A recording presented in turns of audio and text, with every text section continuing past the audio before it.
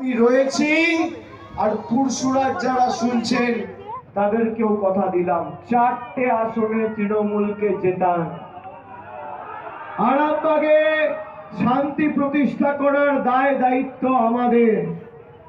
আর বাড়তি লোকসভায় তো আপনারা মিতালিকে জিতিয়েছেন, এবার মিতালিকে জেতাতে হবে। আরামবাগের সার্বিক উন্নয়নের দায়িত্ব আমি আমার কাঁধে তুলে নিয়ে যাচ্ছি। এই যে মেডিকেল কলেজ 550 কোটি টাকা খরচ করে মমতা ব্যানার্জি সরকার করেছে প্রফুল্ল সেনের নামে, প্রাক্তন মুখ্যমন্ত্রী। এদের খুঁজে পাওয়া গেছিল যখন আরামবাগে ছিল।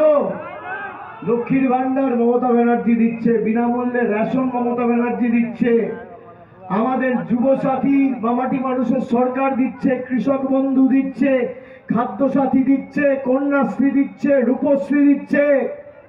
বিজেপি বলছে মোদিজি নাকি গ্যারেন্টি দেবে। আরে 12 বছর কেন্দ্রে নরেন্দ্র মোদীর সরকার ক্ষমতায়। আমার চ্যালেঞ্জ রইল, যদি 12 পয়সার কাজের হিসেব আরামবাগের জন্য দিতে পারে, আমি রাজনীতি ছেড়ে দেবো, রাজনীতি করবো।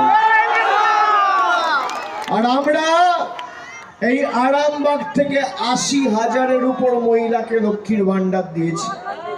এই আরামবাগে 15,000 গরিব মানুষ গত 2 বছরে বাড়ি পেয়েছে। আর আমি আজকে কথা দিয়ে যাচ্ছি, আমি কথা দিলে কথা রাখি।